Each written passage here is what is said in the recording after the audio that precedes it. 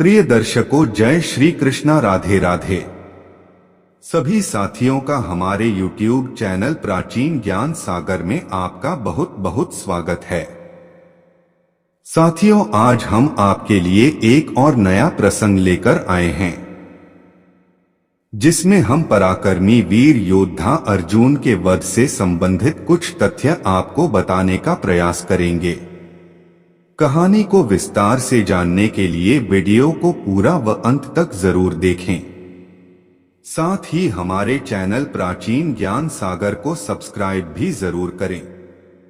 साथियों, महाभारत के अश्वमेधिक पर्व में अर्जुन के जीवन से जुड़ी एक महत्वपूर्ण घटना के बारे में बताया गया है। महाभारत कथा के अनुसार महाभारत युद्ध समाप्त होने के बाद पांडवों ने अश्वमेध किया। घोड़े का रक्षक अर्जुन को बनाया गया। यज्ञ का घोड़ जहां भी जाता, अर्जुन उसके पीछे जाते। अनेक राजाओं ने पांडवों की अधीनता स्वीकार कर ली, वहीं कुछ ने मैत्रीपूर्ण संबंधों के आधार पर पांडवों को कर देने की बात मान ली। यज्ञ का घोड़ा घूमते घूमते मणिपुर पहुंच गया। यहाँ की राजकुमारी चित्रांगदा अर्जुन की पत्नी थी और उनके पुत्र का नाम बभ्रुवाहन था।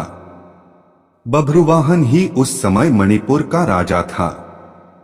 साथियों, जब बभ्रुवाहन ने घोड़े को रोक लिया, लेकिन बभ्रुवाहन अपने पिता अर्जुन से युद्ध नहीं करना चाहता था। लेकिन अर्जुन ने कहा कि मैं इस समय यज्ञ के घोड़े की रक्षा करता हुआ तुम्हारे राज्य में आया हूं, इसलिए तुम मुझसे युद्ध करो। साथियों, उसी समय नागकन्या उलूपी भी वहां आ गई। उलूपी भी अर्जुन की ही पत्नी थी।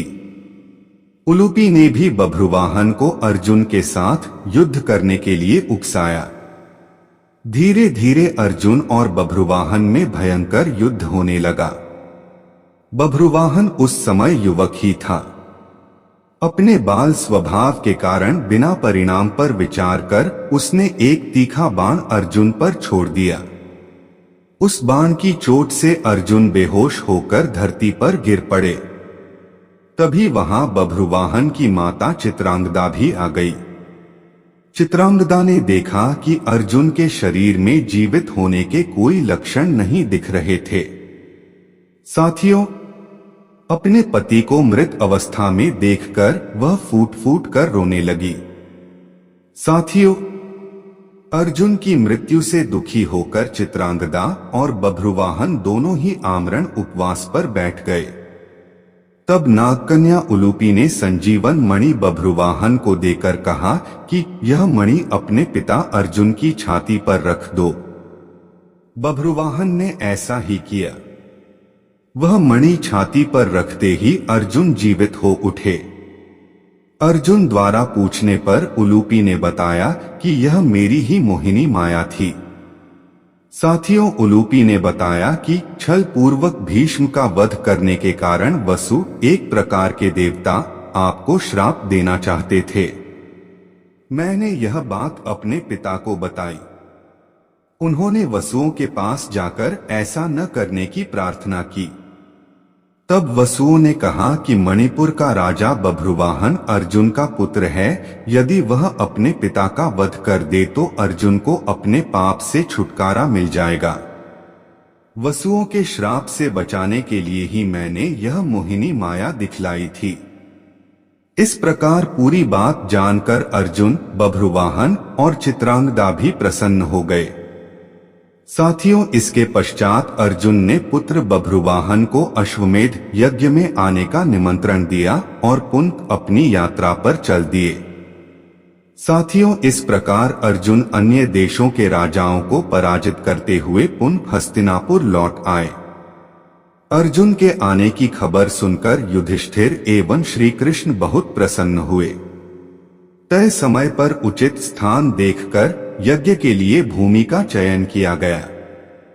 शुभ मुहूर्त में यज्ञ प्रारंभ किया हुआ। यज्ञ को देखने के लिए दूर दूर से राजा महाराजा आए। पांडवों ने सभी का उचित आदर सत्कार किया। अर्जुन पुत्र बभ्रुवाहन, चित्रांगदा एवं उलूपी भी उस यज्ञ में शामिल होने आए। यज्ञ संपूर्ण होने पर युधिष्ठिर ने पूरी धरती ब्राह्मणों को ही दान कर दी है। तब महर्षि वेदव्यास ने कहा कि ब्राह्मणों की ओर से यह धरती मैं पुनः तुम्हें वापस करता हूं। इसके बदले तुम सभी ब्राह्मणों को स्वर्ण दे दो। युधिष्ठिर ने ऐसा ही किया। युधिष्ठिर ने सभी ब्राह्मणों को 3 गुना सोना दान में दिया। इतना दान पाकर ब्राह्मण भी तृप्त हो गए। ब्राह्मणों ने पांडवों को आशीर्वाद दिया। इस प्रकार अश्वमेध यज्ञ सकुशल संपन्न हो गया। साथियों, अर्जुन के वध से संबंधित जो बातें थी हमने आपको बताने का प्रयास किया। आगे भी हम आपके लिए इसी तरह के नए नए प्रसंग लेकर आते रहेंगे। तब तक के लिए सभी साथियों को जय श्री कृष्णा। राधे राधे।